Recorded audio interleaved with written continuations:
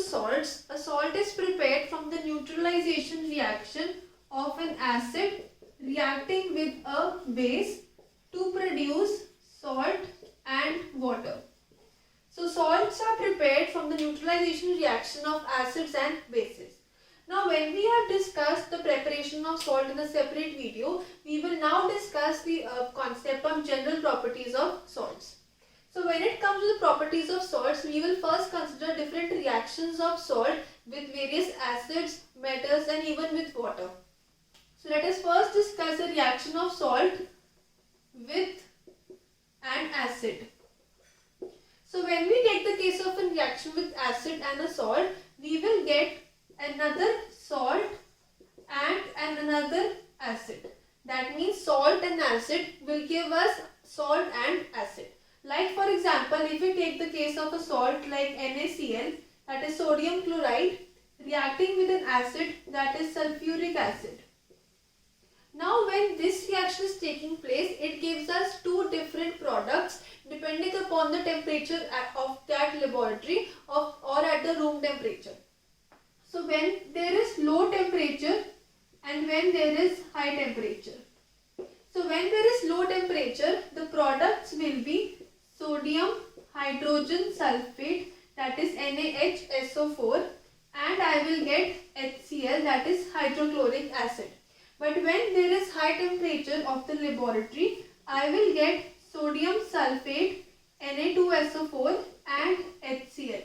So in both these cases, I have got in the reactant side, I had the salt, this was the salt, then I had the acid. In the product side, I again have a salt and an acid, salt and an acid. That means a reaction of salt with an acid will definitely give another type of salt and a different type of an acid.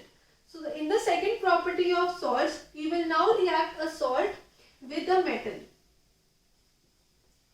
So when a salt reacts with a metal, it basically depends upon the reactivity series. So for example, if I take the reaction of iron, that is Fe, reacting with copper sulfate, that is CuSO4. As we all know, iron is more reactive than copper, hence iron will displace copper from its solution or from this salt. So this is the metal and this is the salt. So as iron has replaced the copper, it will now become FeSO4 and Cu. Hence I will get metal reacting with the salt. I will again get a salt and a metal depending upon the reactivity series. If it had been silver or gold in the case of metal, then no reaction would have been taken place because silver and gold are less reactive as compared to the copper metal. So this was the second property of the salts. Now we can discuss the third property of salt, and that is with water. Now when salts react with water, they can be either acidic, basic or neutral depending upon the classification of the salts, because salts are also of three types. This classification in detail has been offered to you on a separate video by Abhyas Online. You can always refer to that video as well. But now we will take the reaction which acids react with water. So if I take an acidic salt basically means a stronger acid reacting with a weak base.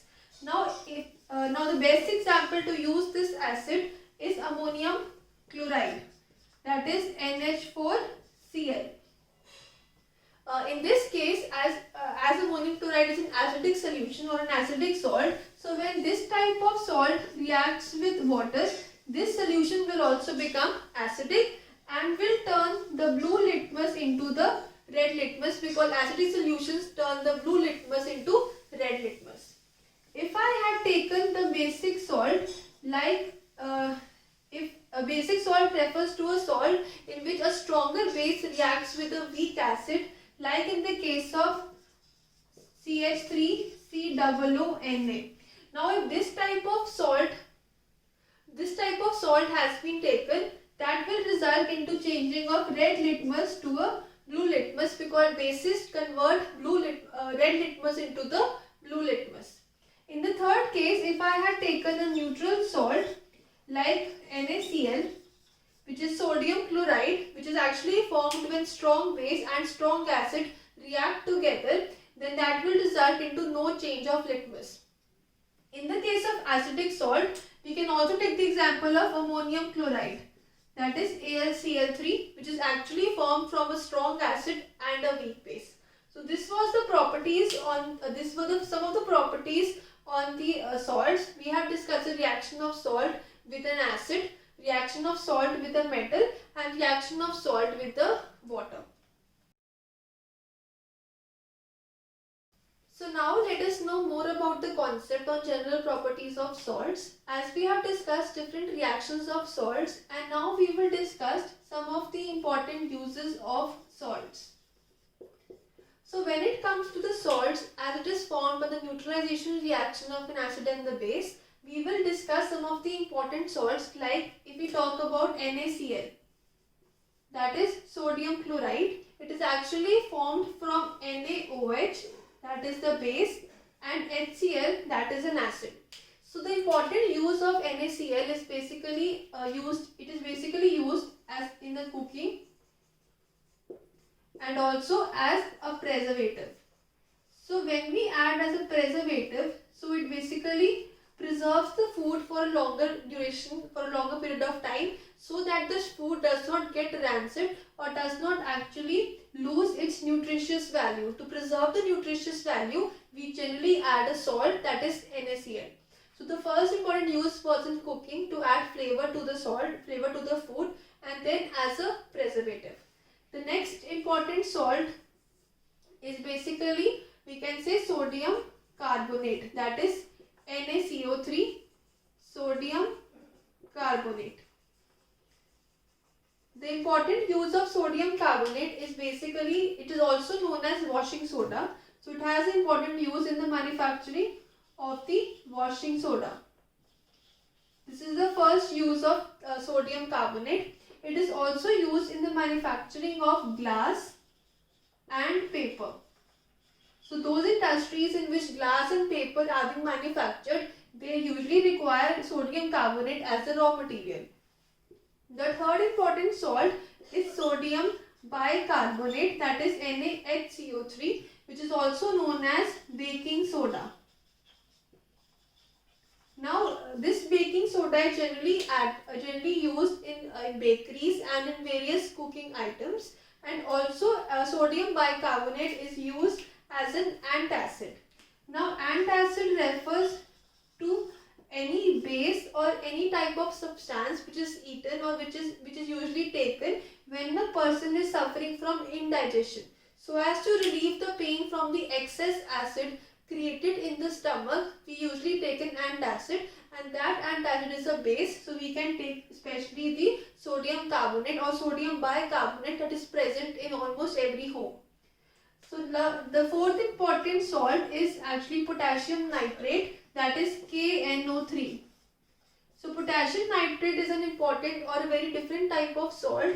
It is actually made up of potassium hydroxide and nitric acid, that is HNO3. So HNO3 is the acid and KOH is the base. So they react together to produce potassium nitrate. And this salt is used in the manufacturing of gunpowder, or we can say in various firework industry. So fireworks or even crackers, gunpowder, all of them contain the potassium nitrate. The fifth example can be copper sulfate, that is CuSO4, which is basically used in electroplating. So when we have to deposit one metal over the other metal with the help of electricity, it is known as electroplating, and for that purpose usually copper sulfate as a medium is an important use of this salt.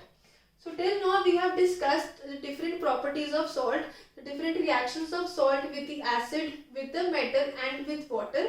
And now we have discussed important 5 examples and 5 uses of salts. Like the first one is the NaCl, then we have discussed sodium carbonate, sodium bicarbonate, potassium nitrate and copper sulfate. So this was the concept of general properties of salts.